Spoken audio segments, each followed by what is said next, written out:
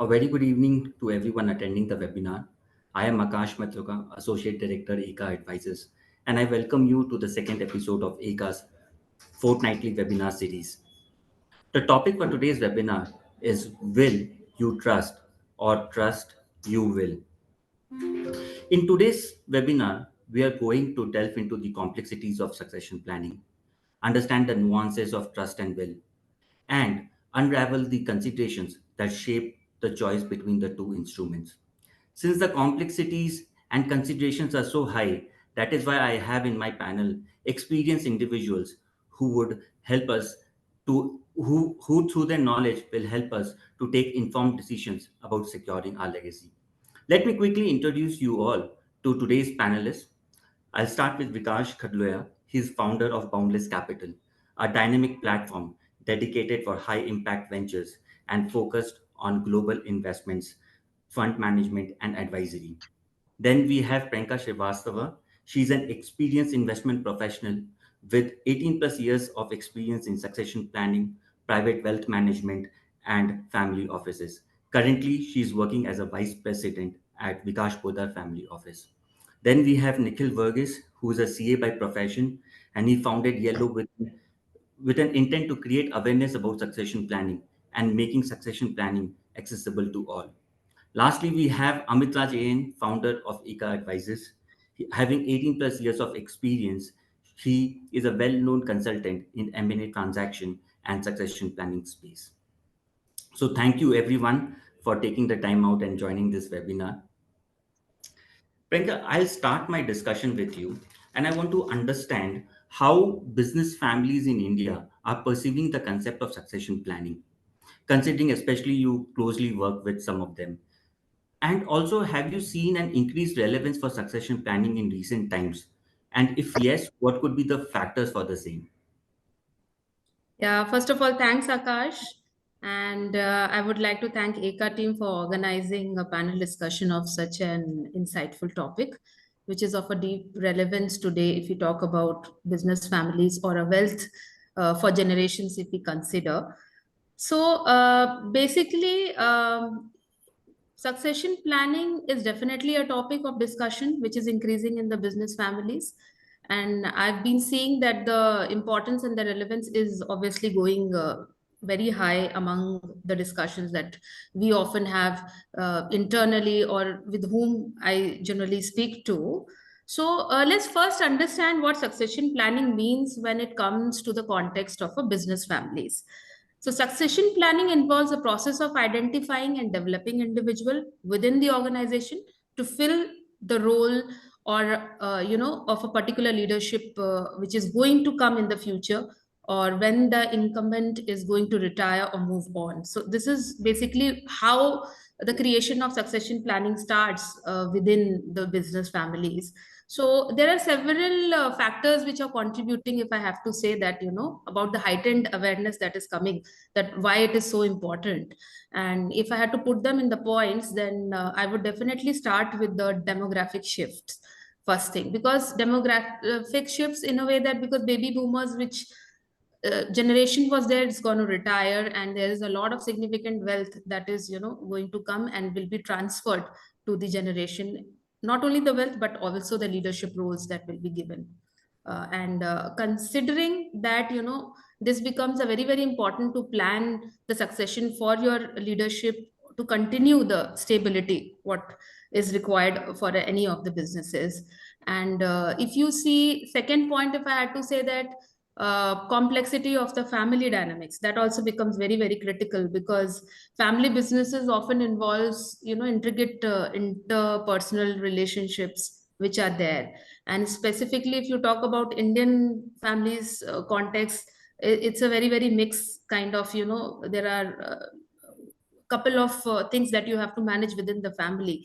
So to manage those complexities and to have a clear path to have a decision making, so this becomes of a very very relevance that you should have a succession plan in place.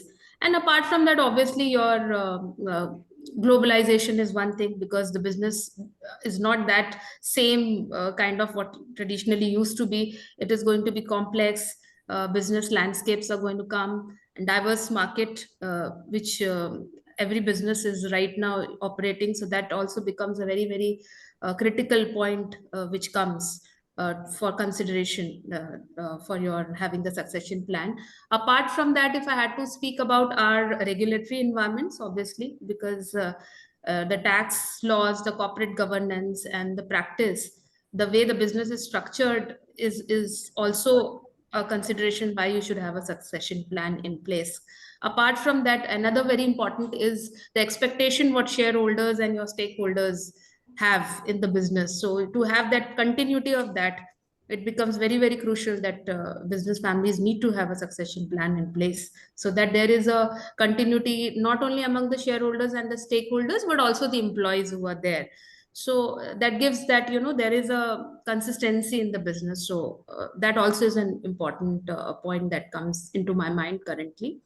So in conclusion, if you talk to me, that obviously succession planning has increased due to combination of all these points which I've already spoken about, and business that prioritize these succession plans are better positioned and are able to navigate the challenges basically what are coming in the total scenario.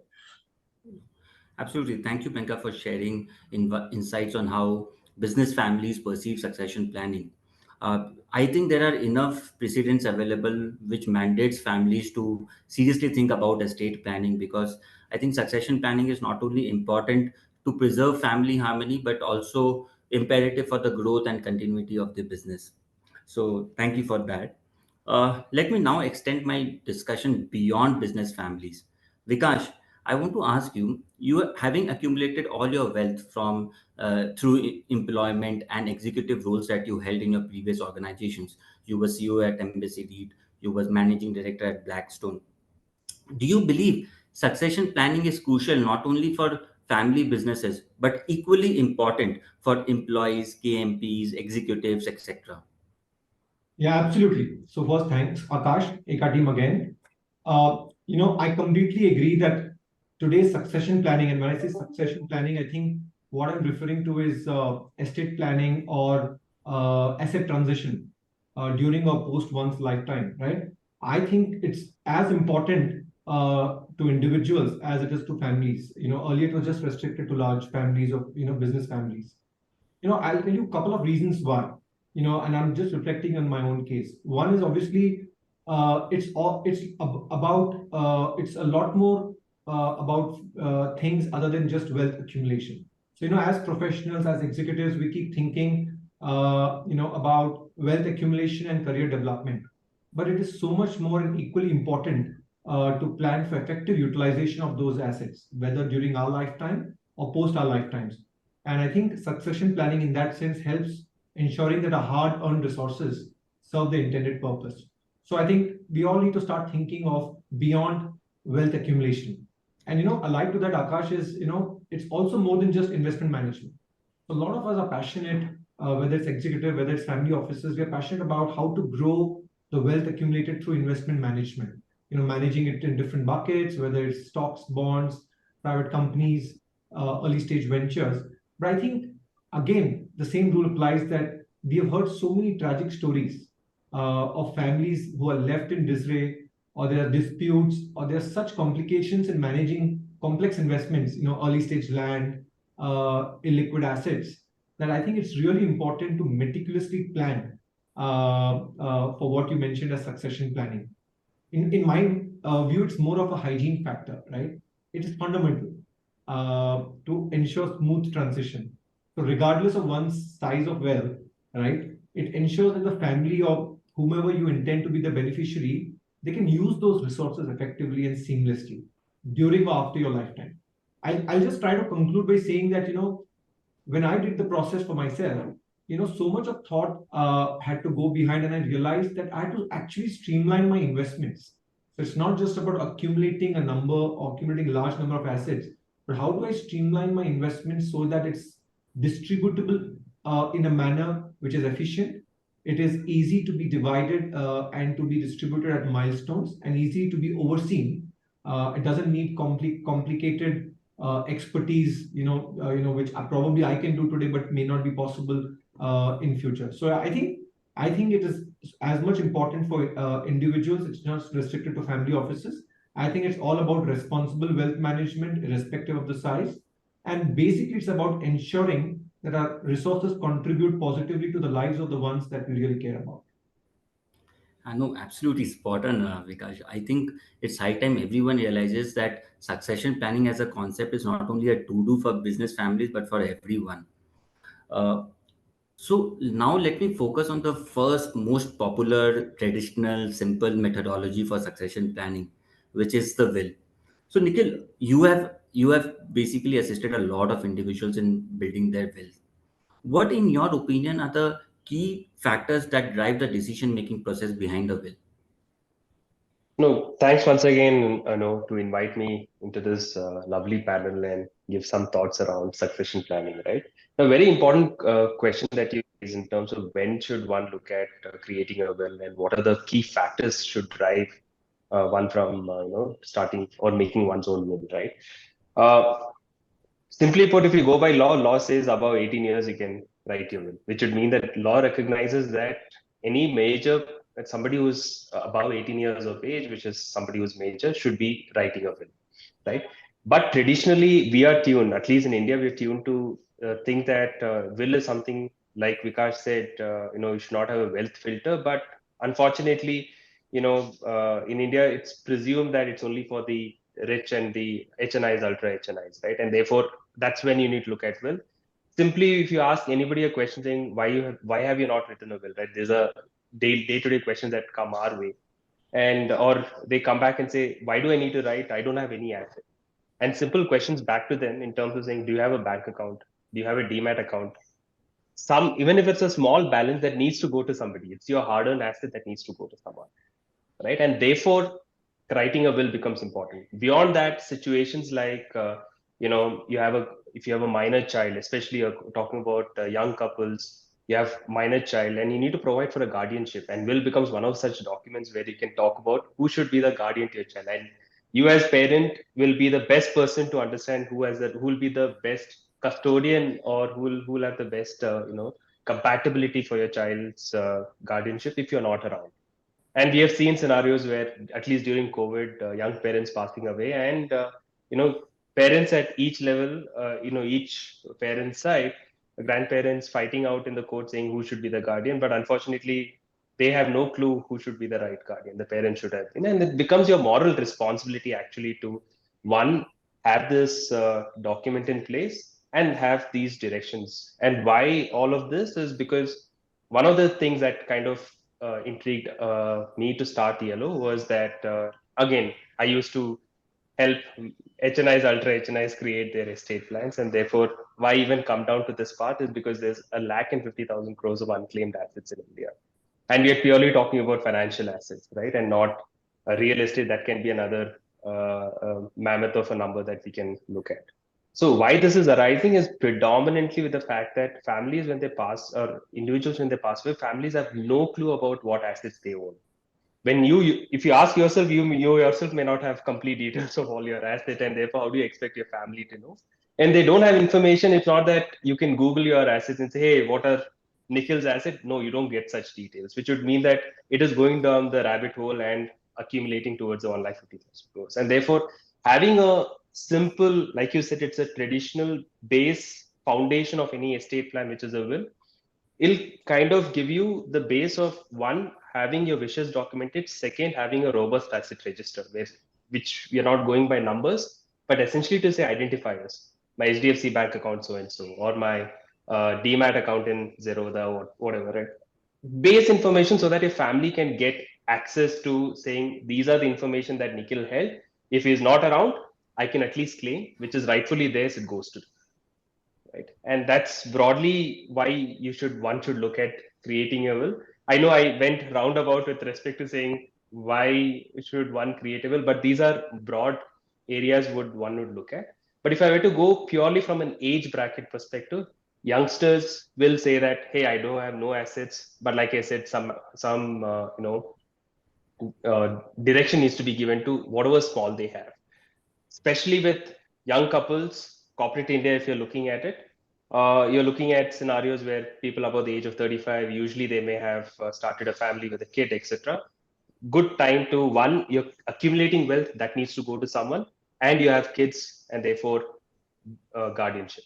And of course, above 45, 50 years of age, you're looking at scenarios where you have accumulated certain wealth and that needs to go to the right participants in your family, and therefore, writing a will becomes very important. No, absolutely, Nikhil. Thank you. I think just after this webinar, a lot of people will be starting to build their. Now, let me move to the second methodology for succession planning, which is a more nuanced, more modern approach, which is private trust. Amit, considering that a lot of Indian billionaires have, say, 90 to 100% of their wealth secured in trust, what, in your opinion, are the key factors that are attracting individuals to choose the trust route for holding their assets? This is a very peculiar question that will keep coming time and again, Akash. Thanks for bringing up this. Because generally, what ends up happening is if you leave it into a will, all said and done, there is always going to be disputes. And we would have seen in India case scenarios when a multi-thousand crore will being under dispute, it's being fought over multiple years now across business families. So the one way of sort of taking care of this is moving further from where Nikhil left it, is to have certainty in terms of documenting everything during one's lifetime. You settle the ownership of the properties. So that is one key aspect that one is able to achieve.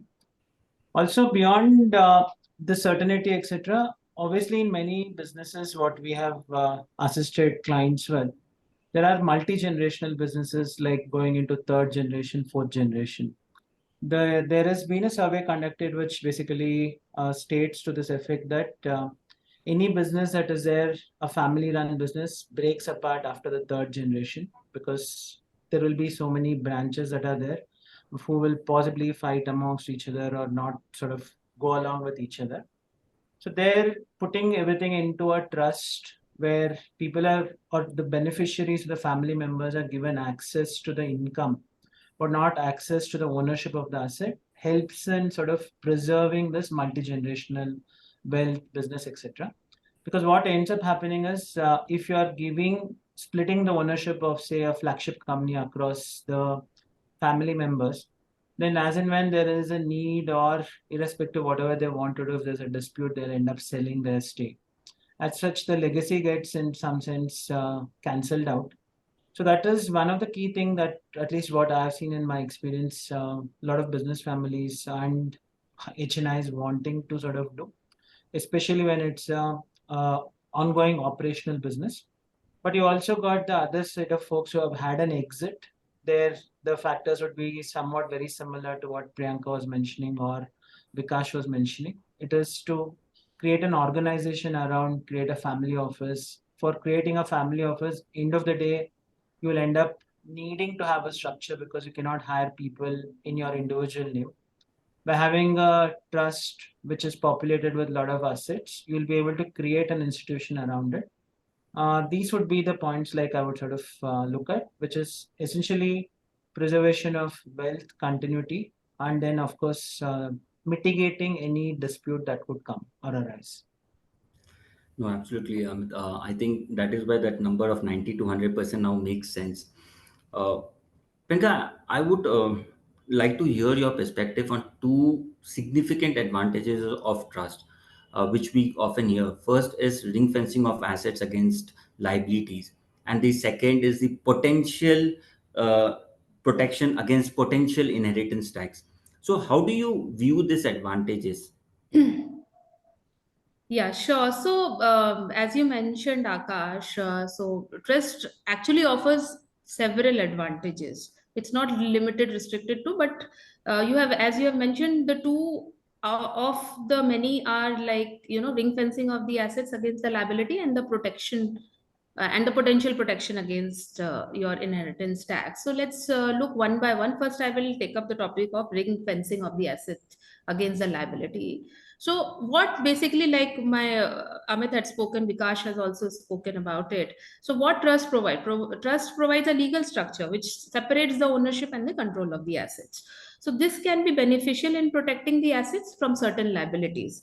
Like just now, Amit had mentioned as an example that how you can separate your certain assets. So similar example will come over here. I'll give a very simple example. That person who creates the trust, for an example, and he faces some financial difficulties or a legal claims, then the assets which are held in the trust may be shielded from the creditors, in the simple language. So it is giving you ring fencing against any of the liabilities, because trust itself is a legal structure and it has its own separate entity which is not related with any of your, the existing business owners or any of the corporates which is there. So in India, if you see to it that particularly it is of the relevance given under the economic conditions and the legal landscape which is right now there. So, however, I would like to put one point over here is that effectiveness of the asset protection will depend definitely on the specific legal provisions which are there in the jurisdiction and the nature of the liabilities involved. So, thinking about creating a structure is very, very critical and important when you are actually making the trust. That is the time when you have to think through and look to your liabilities, what kind, the type of the future liabilities you may even come up. So you need to take your tax experts advice, you need to take a legal expert advice, and you should think through it, and then accordingly you should draft it. So definitely ring fencing is one of the advantage that you get in uh, forming a trust. And then coming on to the point of inheritance tax, which is currently, it is there in many countries, but in India it does not right now.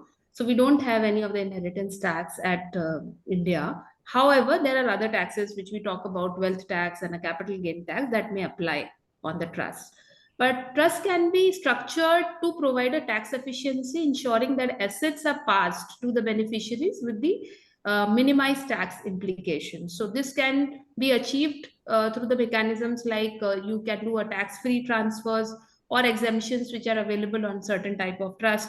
But that obviously needs to know, needs to be updated as in with the latest regulations which are there. And obviously the tax experts advice is very much needed in this. And particularly in India, if you see, India has a very complex legal and the tax environment, if we talk about, and very specific circumstances which are there and evolving a legal landscape. It is very, very different if you compare it with the other outside country. So that's something. And cultural consideration, I feel, is very, very, that in India, because cultural consideration plays a very significant role in your planning, your financial planning, because trust can be structured to align your cultural preferences like family dynamics, providing the framework for managing, distributing wealth according to the family values. So there are a lot many small things, and as I always say that each family is different, each business is different, needs are different. So there is no a specific template that can be served. So you need to sit down, put down the points, and see that how your trust should be structured. And with the help of your advisors, you should go ahead and do that. And certainly, currently in India, there is no inheritance tax. People should look to it, and I feel that's very, very important. And the advantages been already been talked about uh, for the trust specifically. No, absolutely. India, as you correctly mentioned, India does not have any inheritance tax, but Yeah. every prior to budget, there is always a UN That's kind of, always a buzz. So, we've yeah. been pushed that, okay, this year that will come. We keep on hearing, but at least till the time it is not there. So people should take the advantage. They can plan their what assets they want to actually keep it for the generations. They should think through it and start planning as per the advice of the advisors. Yeah, because especially India had an inheritance tax which got abolished, and Yeah. in as per that, basically a private trust, if it was structured in such manner, it was immune to estate duty. So people basically rely on that and move towards a trust structure. Yeah. So, So just to Nikhil, add a point yes, here, Akash, yes, Amit. so always this question keeps coming up like, do we need to do this trust setup once the inheritance tax law comes in, so that we are aware of what are the conditions, workarounds, if I may put it so.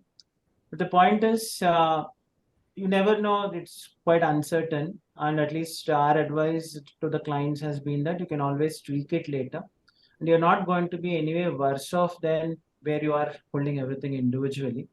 So that way, at least you can sort of take the first step and then look at how much you populate, how you populate as things progress.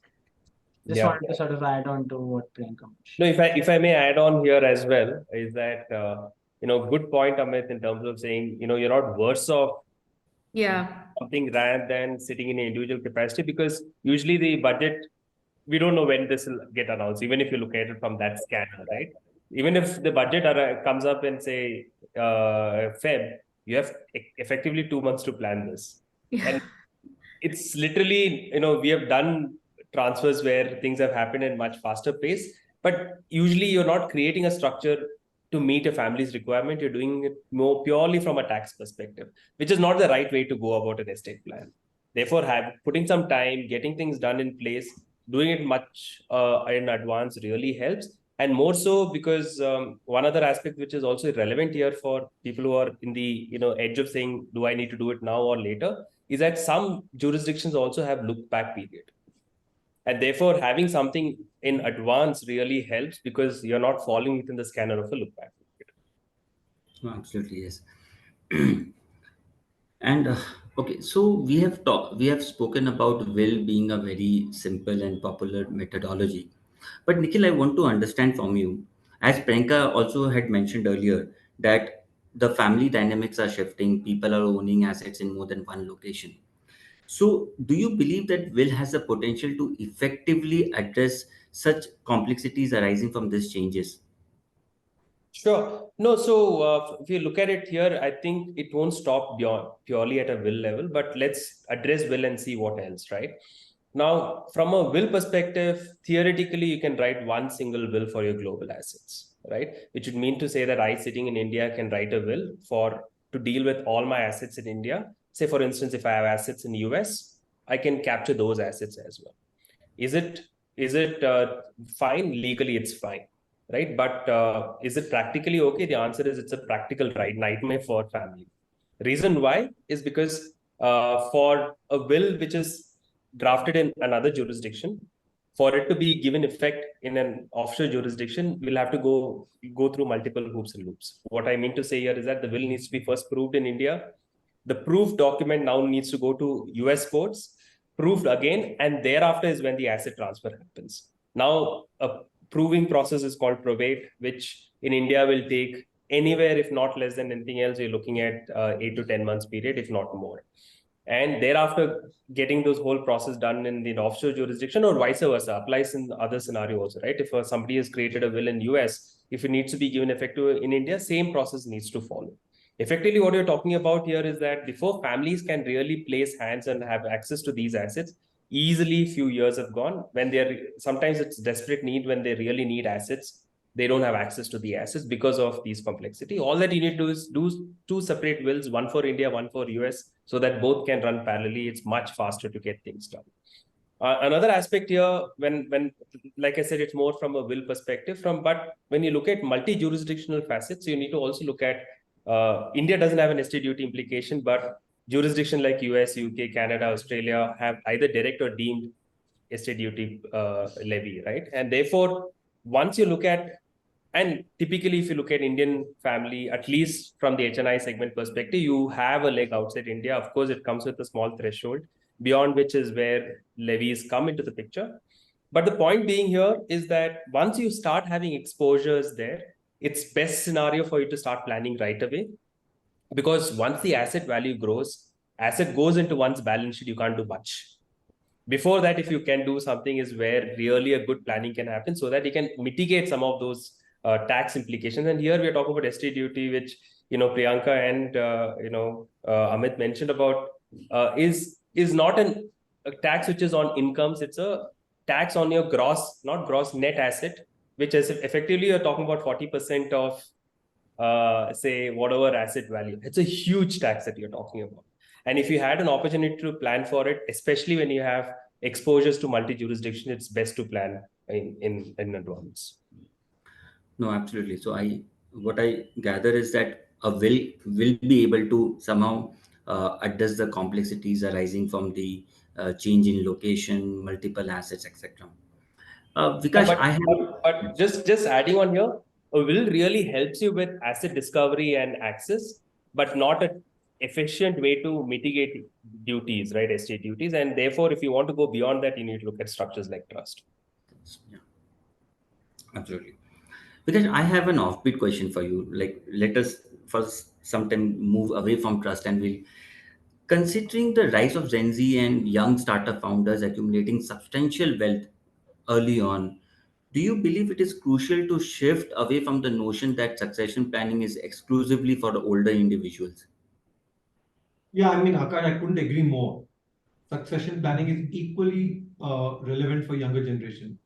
I think the key lies in understanding that succession planning isn't bound by age. There's no particular age criteria.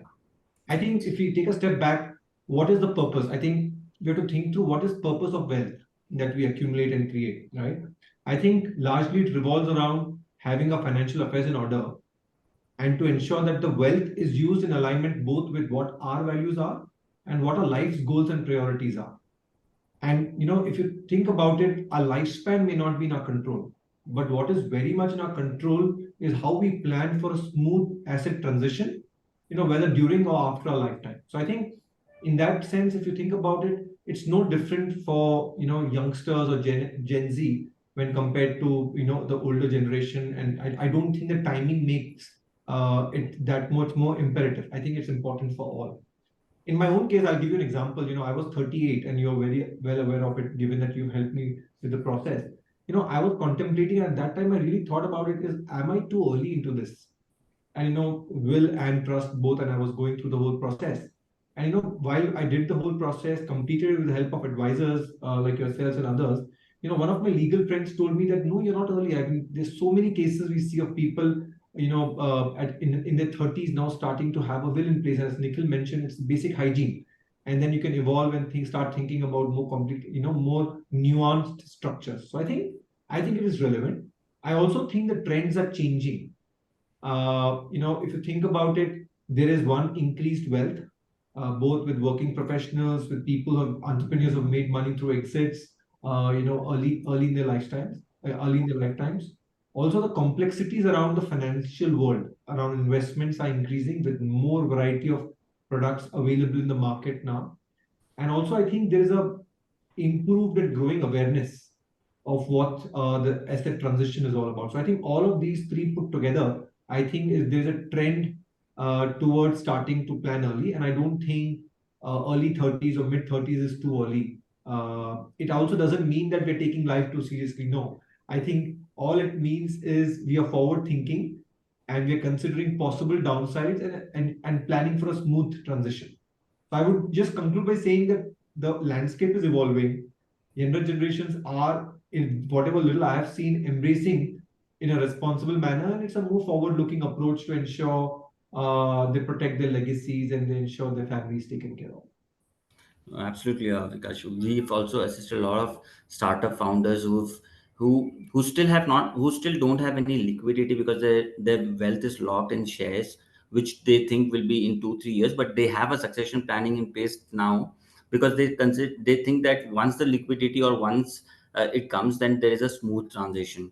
So I think even Gen Z or the young startup founders are going to the correct path. Absolutely. Can back it up with data because we run a startup and the kind of wills that have been done. We have, youngsters at the age of 23 who have started making wills within our platform and goes up to 93. So we have the entire range. So therefore, it kind of really backs Wow. the scheme of things. Yeah. Nice to have the fact. And also, just to add there to what Nikhil said, Akash, there's so much of help available these days. There are advisors available. It's not prohibitively expensive or it's not time consuming. It just requires a little bit of effort and care. Absolutely. Uh, Amit, You have spoken about the advantages of the trust, but philanthropy is gaining importance, and an increasing number of individuals are pledging their wealth for charitable causes. How do you think philanthropy align with a private trust, especially considering that there could be adverse tax impacts if you add charitable trust as a direct beneficiary of a private trust? Right, Akash. It has always been a little tricky thing of how do you manage the requirements of the family along with this philanthropy because, well, like any human, one way of looking at it is any wealth is not sufficient. Also, the other thought process that always comes is society has given so much to us, we need to sort of return something to the society. These are the two things which sort of pull in opposite directions. But from a structure standpoint, at least wherever we have seen, our advice has been not to mix the two. If you want to give certain portion of the income, let it go from the trust individual, whichever way, to a charitable entity. Instead of bringing this charitable trust as a beneficiary in a private trust, because now the question comes is, do I specify that 10% of the income has to go to the trust? Or do I leave it as a beneficiary saying that? Because in trust, for everybody's benefit, there are two types of trust. One is where, in a private trust, that is, where one is where we sort of define what is the interest of each of the individual beneficiaries, what we call as a specific trust. The other form of trust, obviously, is a discretionary trust, where the trustee will have a control or a right or discretion rather to determine in terms of how much of amount has to be distributed to whom. Now I'm talking about the first of the scenario where if I define a particular percentage to a charitable entity, then it could result in certain complications. Say for whatever reason the distribution has not been done, you have made the trust a party to this whole thing. That's why whenever these issues have come, the advice has been to sort of keep it separate. And still, few cases, what we've also done or seen is before an exit, like one of the cases, it was a listed company promoter that we are talking about. He wanted to sort of set aside some portion of the exit proceeds that's going to come into a trust.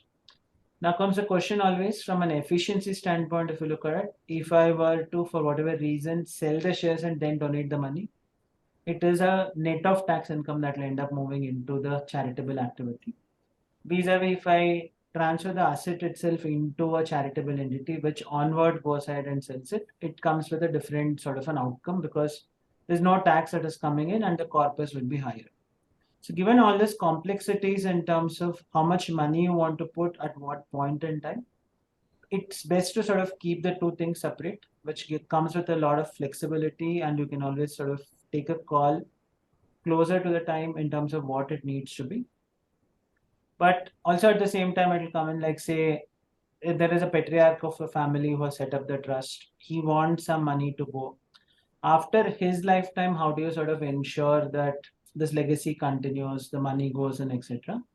So those sort of cases you can always have the thing defined, trustee being, sorry, this charitable trust being defined as a beneficiary, and it can also be covered as part of the deed of wishes or whichever other document gets done, where the trustee is bound to consider it, but having flexibility is of paramount importance.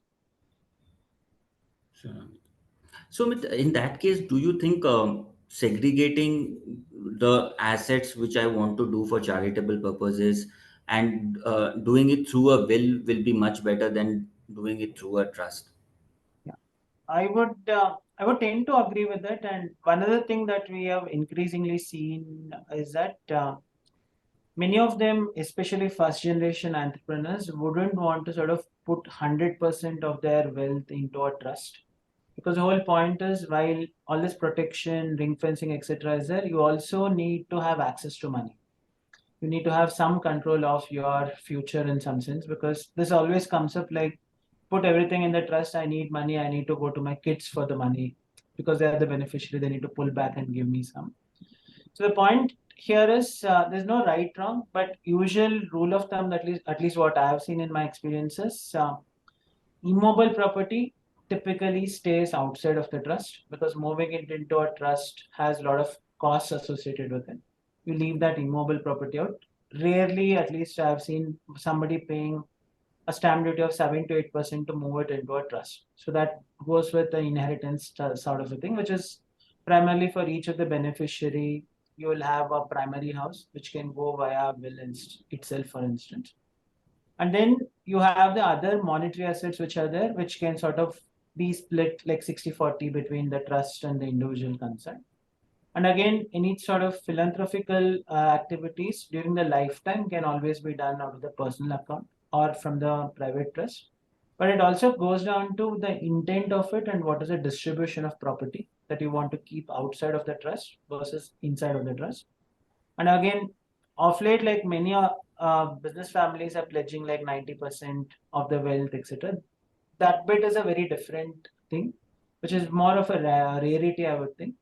But if it is like a typical business or typical entrepreneur, if the allocation is between 5, 10, 15% is what they want to put, maybe that bit you can do it via an individual account itself instead of trying to link up the two. And there's nothing right, wrong here, but it's a little more nuanced, I would think, depending on the objective of the individual. Sure. To add on to this, Amit, also gives a clarity to the family because, if you have created a certain trust for a certain specific reason, and then you have a charitable trust for a specific, what are your wishes, how you look that how it should be in the future or after you, how your name should be there. So I think it's always good to create that, specific entities and do that way to have a clarity for the future generations also. Clearly, Priyanka. And maybe what can also be done there is charitable trust run separately. We can have an Absolutely. allocation per year, Yeah. let's say pay 2 crore, 5 crore, whatever number you want to Yeah, put. whatever number you think through, you can keep increasing how it is. Correct. Yeah. Absolutely. The only constraint there, Amit, I want to interject here is that the level of growth that you can do at a charitable trust is minimal, and that's why sometimes families tend to want to give a percentage of incomes rather than move the entire corpus because there's limitation on where you can invest in a charitable trust. That becomes a challenge. Otherwise, what you're saying is absolutely right, and that's the usual tendency. But fully agree, Nikhil. Like say, if it is like a defined activity or objective I have, like say, starting a school in my hometown, for instance, or wanting to set up a hospital. Those sort of things will require asset and it will also require income. Asset can go into this charitable trust. Income can go via the private trust, for instance, for the upkeep, maintenance, whichever. Correct. Again, come down to individuals' requirement. Absolutely. Because never any estate plan can be off the shelf, which can meet every family, right? It needs to be tailor-made to meet everyone's objective. So therefore, you need to evaluate your own situation and see what makes best sense for you. Absolutely. Priyanka, I have a very interesting question for you. Till now, we have been talking about trust versus will. But do you think it necessarily has to be a trust versus will? Or in most cases, can't it be a combination of both trust and will, each serving distinct purposes for estate planning? So, what is your opinion whether people should explore this dual approach further? Akash, absolutely. I feel exploring a dual approach, which involves both trust and will in estate planning, is a very efficient strategy because these are the two legal instruments which have a very distinct purpose and can complement each other in terms of comprehensive, and you want to draw some flexible estate planning. And when it comes to the terms of when we speak about the family wealth or the wealth which you want to pass it to the generation, so ideally, if you ask me, exploring dual approach is a very, very beautiful approach because will, as Nikhil has already spoke about in detail, that what is will? Will is a legal document that outlines how person's assets should be distributed after his demise, and it allows you to specify your wishes that you want to distribute your property, or you want to appoint a guardian. I'm just taking an example, a guardian for your minor child, or you want to have some executor who should carry out your wishes. So everything you can clearly write down in the will. And basically, and one advantage which will has it gives a clear set of instruction to probate court to follow it. It's a very simplifying distribution process in a way, that because everything is written, you have to go by that to do that. While trust is a legal entity that holds and manages the assets for the individuals or the entities. So, and there are various type of trust, revocable, irrevocable. So that needs to go into the deep study and see what suits to an individual or the entity, how they want to do that. And which so particularly useful to have a complex estates or situation wherein blended families are there, minor beneficiaries are there, individual with special needs are there. So therein the trust can also plays a very, very good role. So the advantage, if you ask me for a what I see in approaching taking the dual approach is, I feel first I will point out privacy, because will, as soon as it goes to the probate process, it becomes a public document, wherein trust remains a private. Because using a trust allows you to be confidential in distribution of the assets, which is no one is going to come to know about it, that how you want to do it. And then the flexibility is another thing, because trust can be more flexible in distributing assets over a period of time or under certain specific conditions. Like for an example, that you can set up like, okay, my grandchildren should get X amount when they reach to the age of certain X years, or my kids should get X amount on getting married, or some milestone achieving. So all that can be put in the trust, and distribution can happen. And it's absolutely individuals wish that how they want it. So flexibility is always there. And of course, tax planning is one that every time we are talking about, that trust can be structured to minimize the estate tax, and providing potential tax benefit to their heirs, which is there. And another point which comes to my mind is incapacity planning, because revocable living trust can be useful in managing your assets. If you become incapacitated, it also gives you a smooth transition of management without the need of the court intervention. So anything, so that is another point that comes in. And obviously will is easy for that, but consideration that you have to make in mind while choosing both the option, the first one is the cost, because obviously if you are putting up a trust, then maintaining that trust is slightly more expensive. You need to hire sort of experts to manage it, and you need to be updated. So there is a lot of compliance, and that comes in. So cost is obviously, which is very, very high in terms of if you're forming a trust. And then complexity is another thing, because trust can be more complex than will, because obviously the effectiveness is depending upon the proper funding, not only the transferring of the assets into the trust, but closely you will have to work with the legal and the financial professionals to ensure that everything is structured correctly. That is also a thing, wherein in the will it is, whatever is what you want to intend to do, you can do that. So if you ask me in conclusion, I would say that dual approach involving both trust and will is a very powerful estate planning strategy. And the key to tailor your plan to specific circumstances and goals, but you need to consult a estate planning attorney or a financial advisor to do that, just because they will understand what are your requirements and how you want to tailor make it. So that is also a very critical component if we talk about.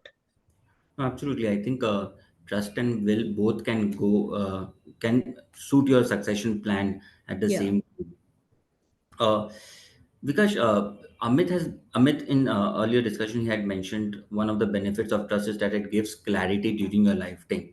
So I want to understand: do you lean towards transitioning all the assets during your lifetime, prioritizing a smoother process rather than as opposed to leaving the transition to happen after your lifetime, where there is greater uncertainties, because not only from a family perspective but also like you're dependent on various agencies like investing companies, banks, etc., etc. So what's your view on that, Vikas? Yeah, Akash. I mean, in a sense, this is linked to the earlier one which Priyanka was just, explaining. But to paraphrase your question, do we need a trust or just having a will do? And obviously the timing and approach. So I think the timing and approach to asset transition is nuanced and it varies individual to individual. Let me give you my perspective. One, obviously, as we all discussed, having a will is foundational. It is essential for asset transition post one's lifetime, and it's legal and an organized process. So that's basic plan. But I think more and more there's a growing trend towards transitioning assets during one's lifetime. And I'll give you an insight as to why, right? Having a trust structure in place, defining milestones, whether it's life-based milestones, accomplishment need-based, age-based milestones for the children. That approach allows for targeted support. So we can say, let's say, if any of the children go to Ivy League school, then 50 lakhs can be taken out of the trust and pay for the education. So you're positively reinforcing a particular outcome through a structured process and a document, and having the asset in place to fund it, right? Similarly, providing financial assistance during health emergencies for siblings, for family, etc. So I think, transition during lifetime, what you mentioned, that approach allows for a more nuanced, targeted approach. Similarly, just to think about it from a strategic milestones point of view. So just to, a lighter note, no point giving, 20% of your wealth to one of your kids when he's 55 or 60, right? I mean, at some point in time, and this was one of the discussions I had, is at some point in time, you'll have to also empower them and make them in charge of their lives. So, transitioning during lifetime, through a trust mechanism, but by laying down, prescriptively what, when, why, and how much to be transferred, that really helps the beneficiaries to get the right support at the right stage in life. As I was giving that example earlier. So I think it's important.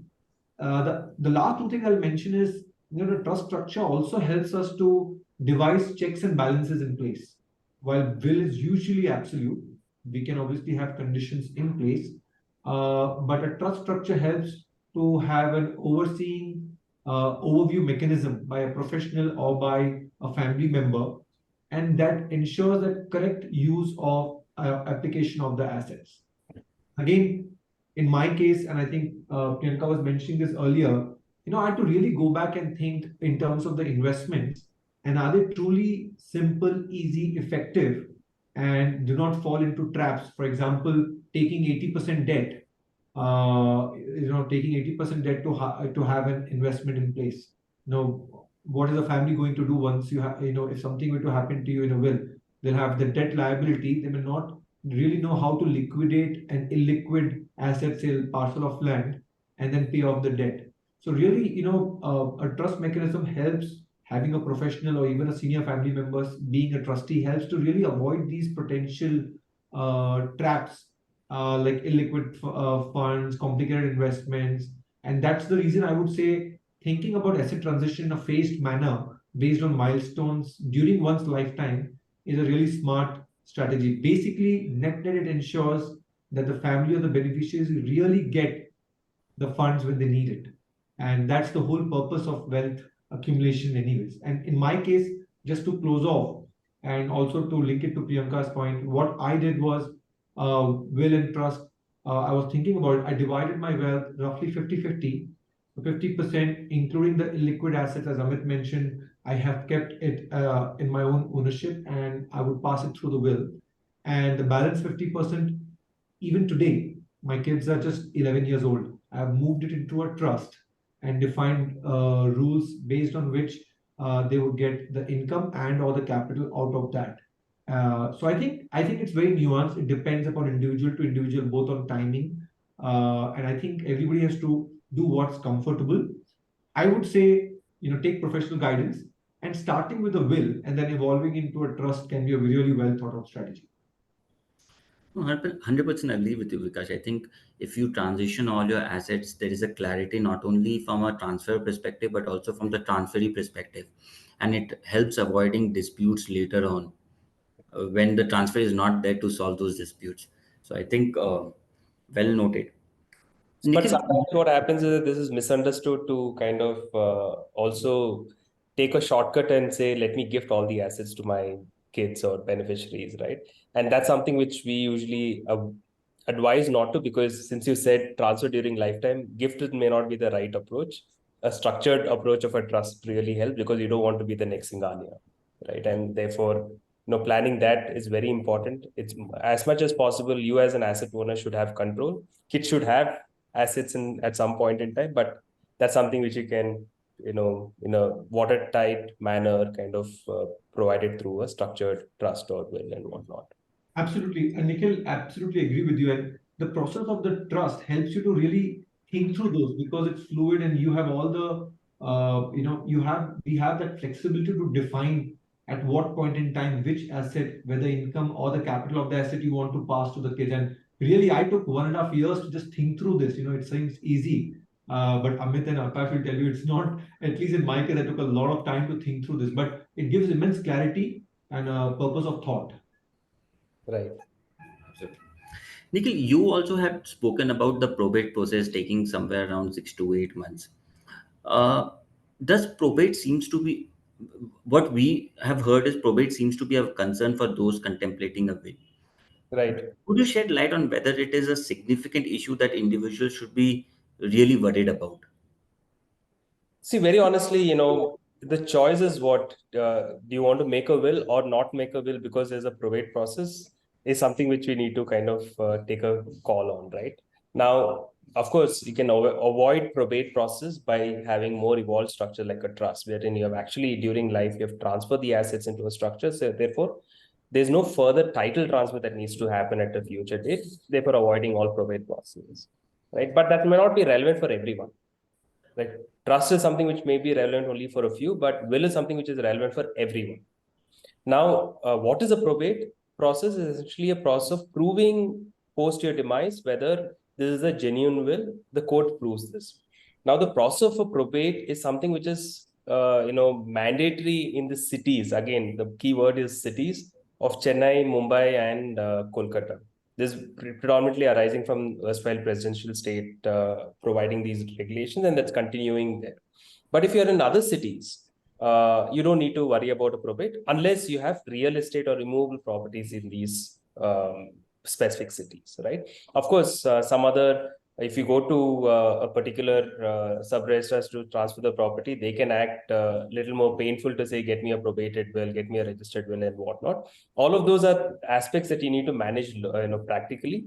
But by law, these are only three cities that mandate probate, and that too, there are exemptions for Christians and others, right? So basically, under the Indian succession law, this is where this probate process kind of arises. Having said that, if you don't have a probate, doesn't mean that you're not going to step the court foot, right? If you don't have a will, you will still need to go to the court to get a letter of administration, for instance, in Bombay.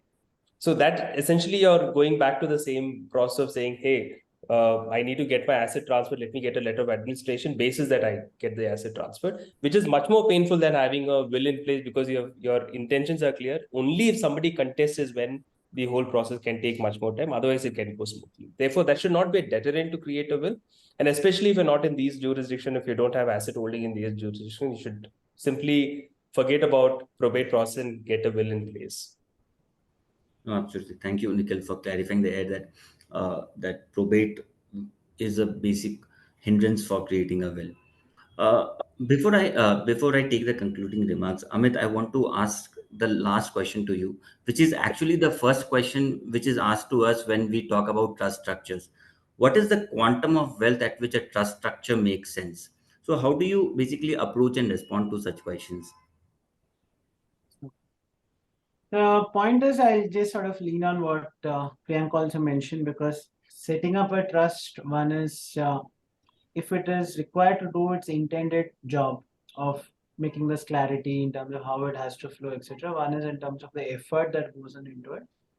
Also, the whole idea here of setting up a trust is it needs to be administered with reasonable care and people of competence. So the whole point here is it's a trade-off between one wanting that security, certainty, of course, all other things of whatever we discussed. One thing, the way I look at it is as a monetary threshold in terms of monetary assets. If you look at it, anything upwards of 10, 20 crore may be a good starting point.